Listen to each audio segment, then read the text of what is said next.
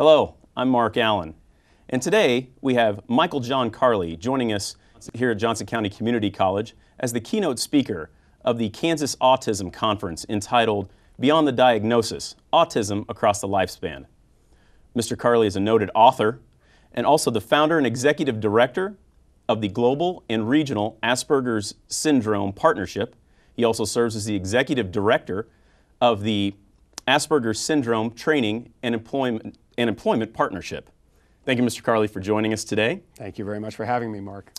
Today we're going to start off with a little bit of, if you could tell us about what Asperger's is and where it falls on the autism spectrum. Sure. Asperger's has traditionally been defined as a part of the autism spectrum where there's perhaps a little bit more cognitive ability as well as functional ability.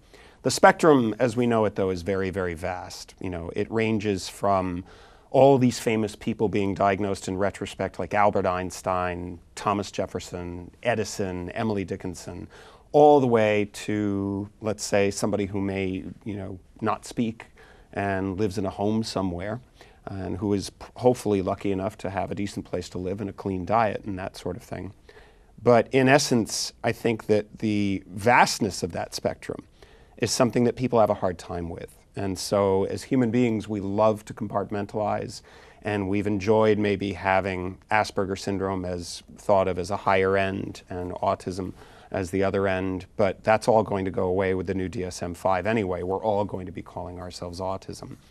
In basics, though, it's really, I think, if you're coming at it from my perspective as a person with Asperger's, I think that for me, it's nothing more than a difference in processing thoughts, emotions, and experiences a lot differently than the rest of the world might. And because of those thinking differences and those wiring differences, sometimes folks like myself need to be educated differently. Sometimes we need to be managed differently in the workplace. But at the same point, there's an awful lot of potential there. There's certainly no shortage of intelligence with most of these folks. It's usually just behavioral differences, which sometimes may seem startling to other people, but the more I find that they learn about autism and Asperger's syndrome, the less afraid of those behavioral differences they are, so that long as they realize that, no, there's nothing threatening about those behavioral differences. Now, you and your son were diagnosed about a week apart. Correct. And how old was your son when he was diagnosed? He was 4. Okay. And you were 36, is that Correct. correct? So how was your life leading up to that?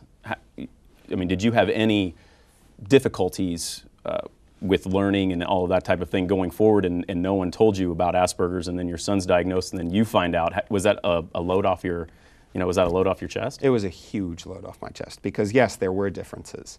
And I think mostly in the context of, well, that Carley guy, he's so rude, because I just didn't have that filter that other people have. And the whole concept of lying, I think, is something that is we're prone to avoid lying, not because we're better people, I think, but just because if you're going to lie, you have to have the confidence that you can get away with it. And if you are living in this behavioral minority, you're living in a world that kind of confuses you. So you don't really have that same sense of social confidence. So, we generally tell the truth a lot more, which is why I think when parents of children who are on the autism spectrum notice their child starting to manipulate them, that it's a cause for great celebration, more than anything else. For me, I was lucky because I was regarded as somebody with talents. And I think in retrospect, actually, I wasn't as talented as people actually thought I was. I was very lucky in that I was in a lot of different communities and atmospheres where there was positive iconography associated with being very different. And a lot of people on the spectrum don't have that. Furthermore, I had just lucked out in the context of being drawn into communities and vocations, as well as the people that I was thrust alongside, that really in all my years of running both organizations, I've yet to find anybody else that was as lucky as I was for who they spent time with and where they spent time with before they were diagnosed, and how that was just the perfect recipe for somebody with undiagnosed Asperger's. Now, yes, there was a lot of people that, again, thought, oh, that Carley guy, he's so rude. But there were plenty of people who would say, oh, that Carley guy, he's a tell it like it is guy. We like him. And I'm sort of thinking in the back, I don't think either of these two camps are really right. But I'm going to go with the ones that think I'm a tell it like it is guy, because I'd rather hang out with people that like me. Absolutely right.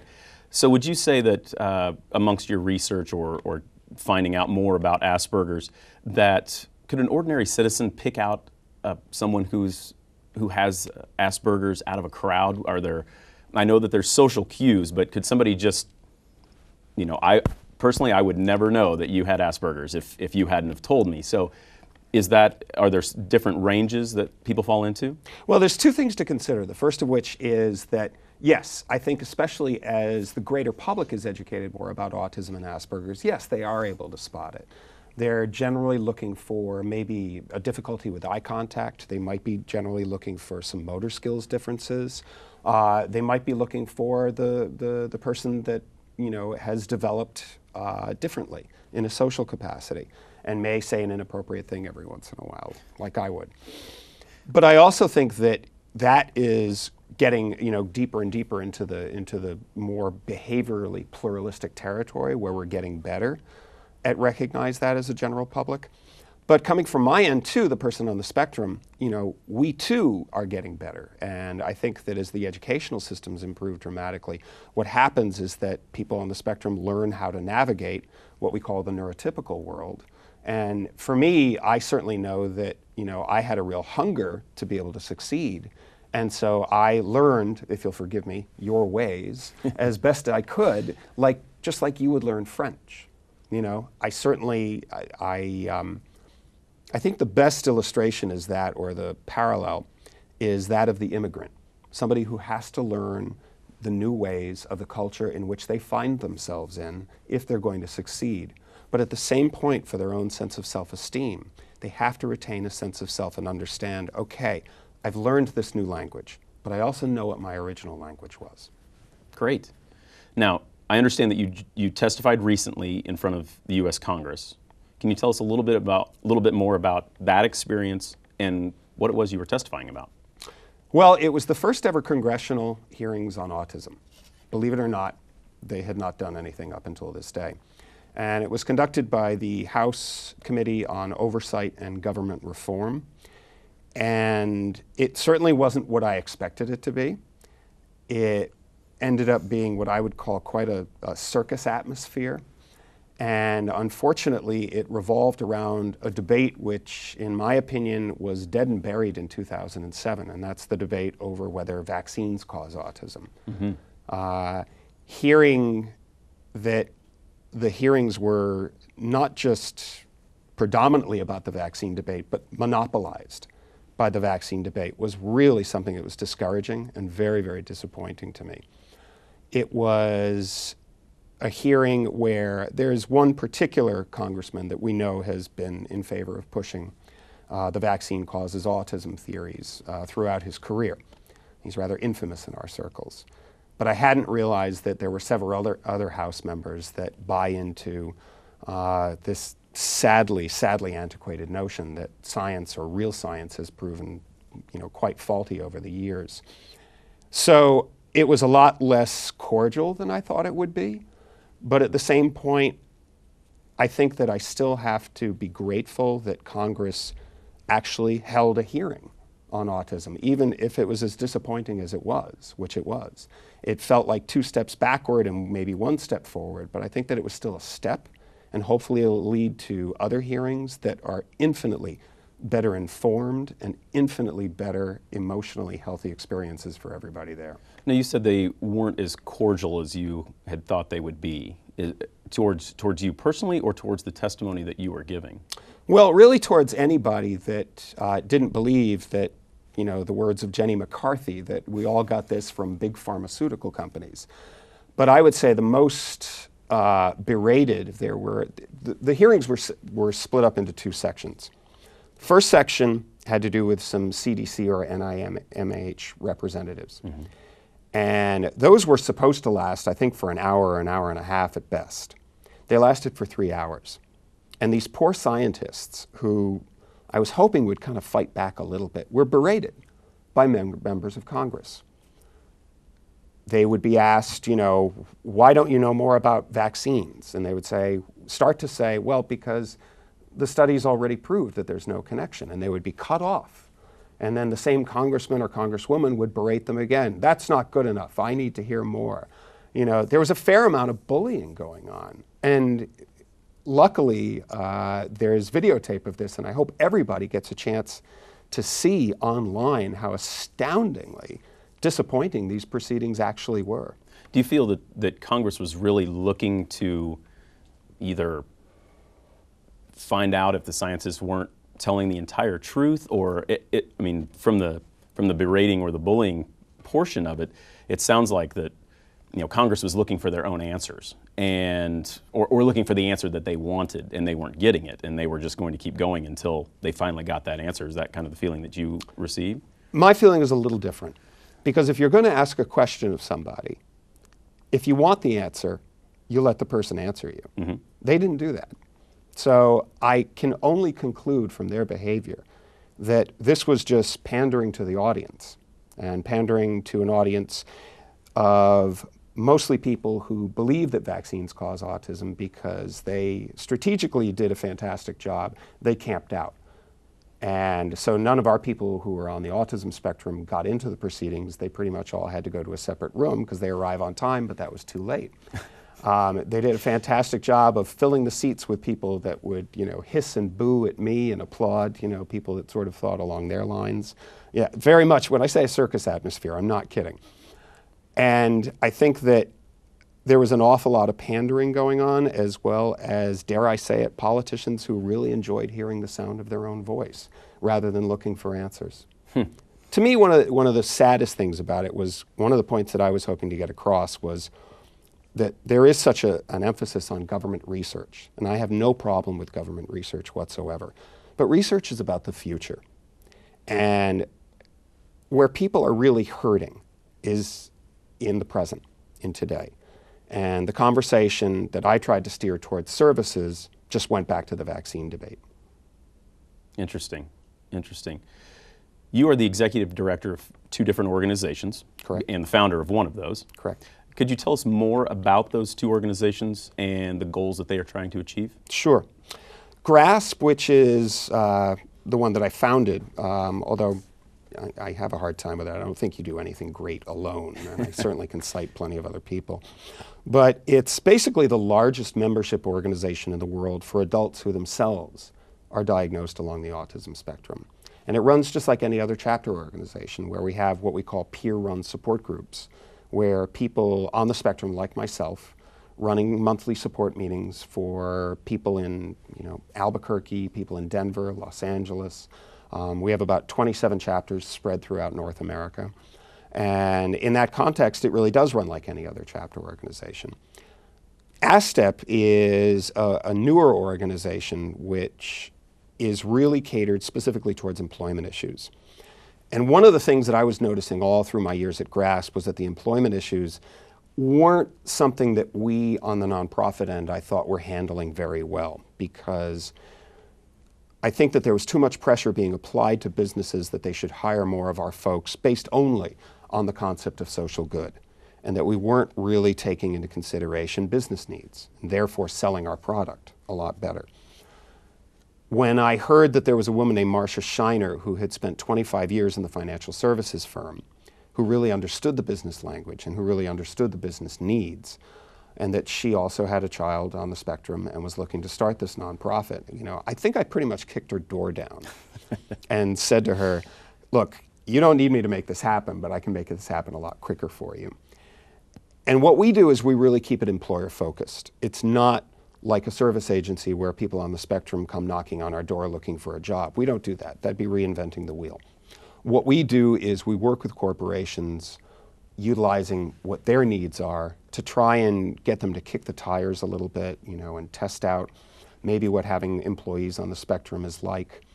And I think also trying to help a lot of the human resource departments of the larger corporations to handle, let's say, their behaviorally quirky employees, where sometimes the social problems wind up as complaints on their desk. If you're a large company and the prevalence numbers are now 1 in 88, you already have people on the spectrum working for you. You just may not know it. Mm-hmm. There's really three categories of employees that these companies might have. They might have somebody who is diagnosed and disclosed, and that's wonderful because then you can manage them while talking about their diagnosis so that they become, a working partner with you to find solutions. And then you have employees that are diagnosed but haven't disclosed. And those are, legitimate situations because maybe the employee just doesn't feel the trust that they need from that environment or from that corporate culture to be able to reveal, such vulnerable information. And then you have the employees, the bachelor Uncle Freds, let's say, who are not diagnosed. Even they don't know what they've got. Now, because of the new ADA laws, however, it's completely illegal for an employer to say to somebody, hey, I think you have Asperger's. So they need to be able to spot the employee who may have Asperger's, not necessarily tell the person that, but still they can manage that employee differently using different management tools that will work a lot more successfully with an employee on the spectrum. And so we really work with employers to try and educate them about things like that, as well as increase their hiring practices. Great. Now, as the keynote speaker of the Kansas Autism Conference, what information are you hoping to translate to the attendees? I'm hoping to give people a different sense of what the employment field is really like for folks on the spectrum, to maybe give them also a glimpse as to what corporate life's attitudes about this and how they're changing. There's a tremendous amount of pressure right now for diversity and inclusion strategies amongst a lot of corporations, and that's wonderful.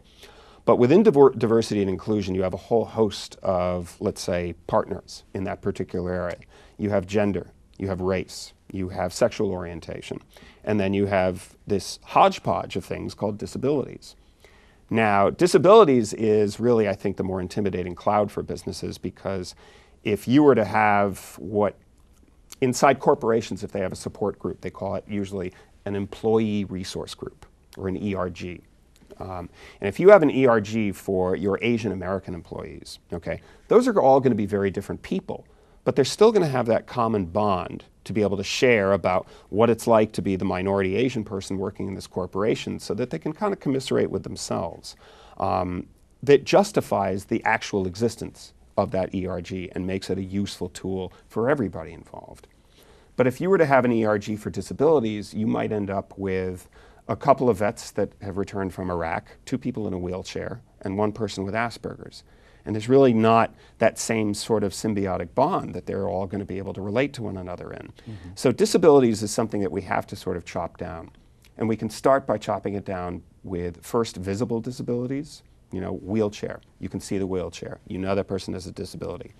And hidden disabilities, such as Asperger's, where the individual has the opportunity to hide it from people if they so choose. I mean, people might guess, but they don't have to, confirm any suspicions. And that's where disclosure and the idea of coming out and saying, this is what I have, becomes an actual subject, is with hidden disabilities. So when we break it down and to try and demystify, I think, for parents and for service professionals, what the corporate experience is going through, I think that makes parents and service people infinitely better advocates for their children, for their clients, with the businesses that they deal with. So we're hoping to sort of give them a lot more productive strategies to use in their own lives and in their own fields. I think one thing that else, that I'd been realizing through GRASP was that too often, in our nonprofit field, we had books being written by clinicians about employment issues, when those clinicians really had never spent a lot of time working in those fields. And even some individuals like myself on the spectrum writing books about employment issues who hadn't, been lucky enough to hold down a job for a very long period of time. And those books are wonderful in outlining some of the don'ts that'll get you in trouble. But they lacked the experience to understand some of the do's, some of the strategies, because they just hadn't spent that time. And I thank my partner, Marcia, because she's really, the one that I think has that to be able to sell these ideas to those corporations. Well, wonderful. Well, speaking of books, you have a book out, Aspergers from the Inside Out. Can you tell us a little bit more about your publication? Sure. Aspergers from the Inside Out really, I think, came out of a need for a book for adults like myself who were being diagnosed in retrospect. And there were tens of thousands, if not hundreds of thousands, happening at the time when I wrote it, which was 2006 or 2007. In essence, it really was a book that just kind of poured out of me because it's more infused, I think, with the experiences of all the adult stories that I've heard in my years running GRASP than in any first-hand basis. I certainly sprinkled the book with some personal experience in there, but Tony Attwood is a guy that probably has dealt with more people on the spectrum before they get diagnosed or during their diagnosis, but not because I'm anything special or doing my job all that well, but simply because of the nature of my job. I have arguably heard more stories from adults after diagnosis than anybody on the planet. And I think that this book was really just a purging of the need for those stories to be told in sort of a comprehensive literature type of manner for those adults. Now, obviously, there's going to be a hidden market in parents of children whom they suspect might be on the spectrum, friends of people whom they suspect might be on the spectrum, because obviously the whole notion of approaching this with another individual is a very delicate matter. And that individual's reception to such ideas is going to be based on, you know, each person as an individual. But before the book, there just really was nothing for those recently diagnosed individuals, and so I was very happy to provide that to whomever enjoys it. Where can the general public pick up your book? Pretty much anywhere. You know, every once in a while I check the Barnes & Nobles when I'm there. My book seems to be there, you know. You can also buy it online at a very cheap price on Amazon right now. The book is 4 years old, so, you know, the price gets reduced in that. And it was always a paperback, so it was never going to be a pricey book to begin with. There's also, I think, a link to that through the GRASP website, which is www.grasp.org.